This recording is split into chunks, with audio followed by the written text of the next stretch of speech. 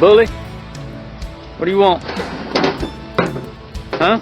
Look, he's coming for you. What do you want, big boy? He's friendly too. He's like, look at that. He's just like a little dog, like a puppy. As long as he gets what he wants, he's happy. Yeah. All right. You just never know what he's thinking. No idea.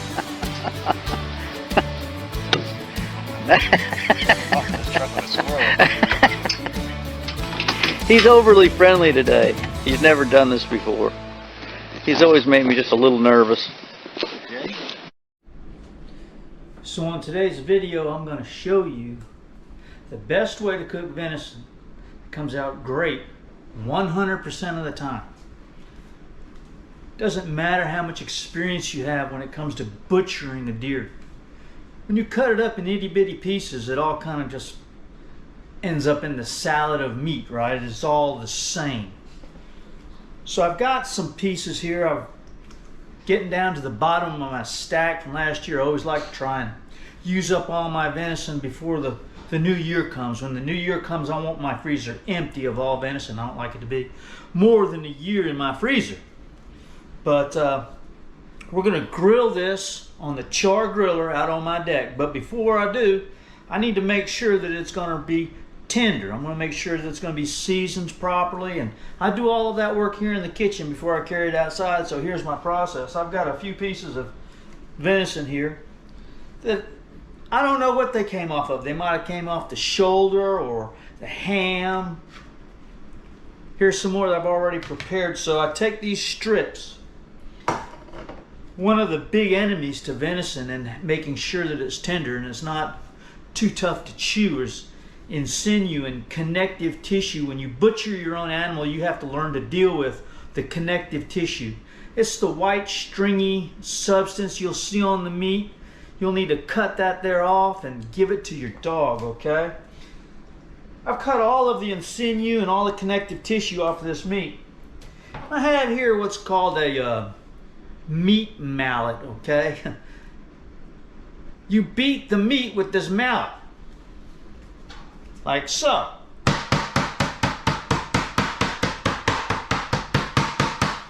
Makes no difference how tough that meat's going to be. When it comes off the grill, you're going to be able to eat it, right? That's the whole idea. And you lay it out flat like that.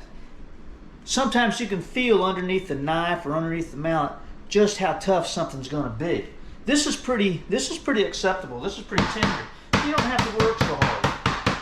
That can be real annoying to do in the house for people that are trying to watch TV or whatever. So a lot of times you have to do this outside. But I've got that's a pretty thick piece right here. I cut it probably about a 1/4 of an inch to 3/8 of an inch thick, and then I just pound it out flat. Like that. Come here, Chipper. Come here, bud. See, my dog wants a piece of venison. So there you go. That's how I do it. Now, I take extra virgin olive. There he is. Come here, boy. Come on, bud. Here, you want a piece of venison? There you go. Dogs love deer meat, okay? Take some extra virgin olive oil because deer meat is very lean. There's no fat. I want it to kind of sizzle when I put it on the grill, so I take a little bit of that olive oil and I pour it on the meat just like that. And I'll take my seasoning salt. I'll sprinkle it on the meat, like so. That's Lawry's seasoning salt and just regular black pepper. In my opinion, you can't have too much black pepper, but others don't feel the same way. All right, now you just kind of mix it together. Work it all in, okay?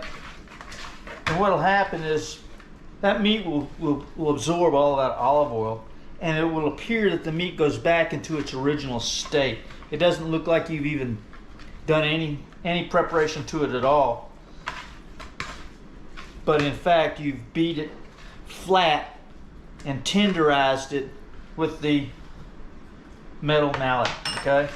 So now, that's done. That needs nothing else. We're not gonna season it after we put it on the grill. We're not gonna marinate it. This had no real preparation other than I defrosted it in my refrigerator. I defrosted my meat very slowly in the refrigerator and pulled it out, cut it into strips, cut off all the connective tissue, beat it with a hammer, olive oil, seasoning salt, black pepper, mix it all together, and we're ready to go out on the grill. Let's go out on the grill and cook this stuff up, all right? All right, so we're outside right here on my deck, and this is my char griller. I've got, my coals are pretty hot. I've got corn wrapped in foil, buttered and salted. Been cooking on the grill for probably 20 minutes. So that's getting close to being done, so it's time to put the venison on now. Another enemy to venison, to good tender venison, is overcooking. You never want to overcook your meat. I'd much rather serve it a little undercooked than overcooked, okay? Undercooked venison won't hurt you. All right, so I'm gonna move my corn here to the outside. I'm not gonna take it off just yet. I've got my venison here, and what I'm gonna do is I'm just gonna drop my venison right on the grill. My thin strips, just however they come out of the pot here. I'm gonna drop them right on there, and you can hear that sizzle. This isn't going to take long. This meat cooks very, very quickly. So you need to be vigilant. Again, you don't have to be an expert butcher, okay, when it comes to your deer meat. Cut it up. Cut the connective tissue off.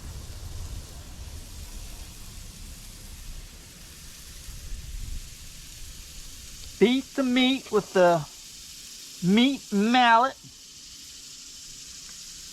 I'm gonna find a way to get all of this on there in one attempt. As you can see, some of this is already cooking. You can see it's turning white right there.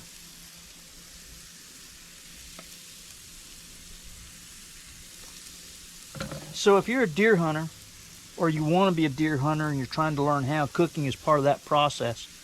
Killing your deer, bringing it home, skinning it, butchering it, and then taking it to the next level when you take it into the kitchen and you prepare it for cooking. It's all an art form, okay? It's all part of the process. This is what makes you an independent hunter. This is what makes you a strong person, is being able to do this all on your own. You know where your meat comes from. You know where your food comes from. So let's turn a piece here and there just to get a look at it.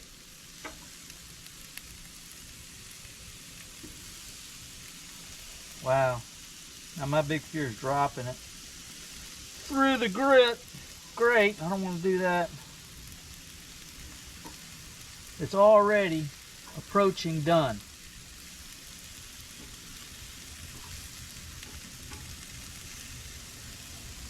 All right, I'm going to give you a close-up view of what we're doing here so you can see.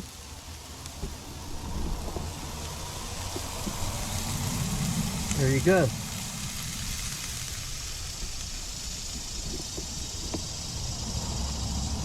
So, hunting and cooking your own deer can be very rewarding. This is going to be a very rewarding meal for me. I remember the hunt and the experience I had in the wild when I killed this animal, and bringing it to my table. I appreciate the life and the sacrifice that this deer made to make my life better. That's what the process is, right? So these are almost done. We'll try one here in just a second.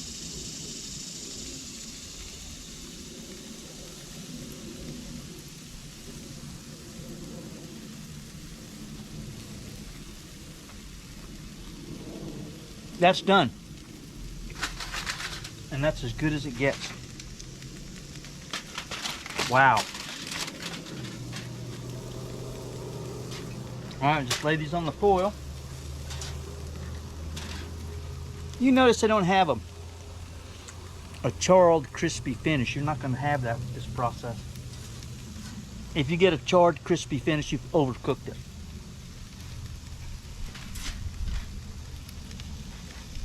That is really good. That is as good as it gets.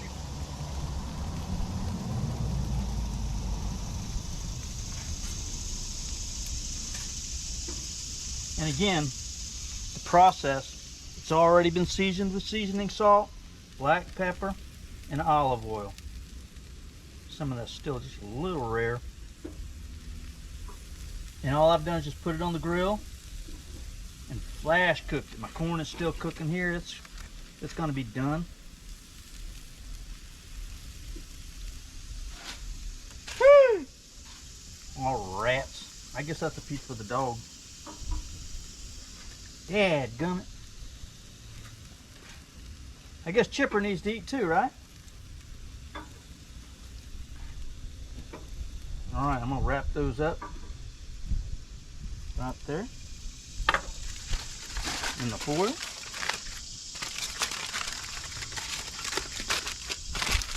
Like that. I'll put my corn right in there. And we're gonna go inside and we're gonna give thanks. All right, hope you guys are having a good Sunday afternoon. Love you, see ya, bye.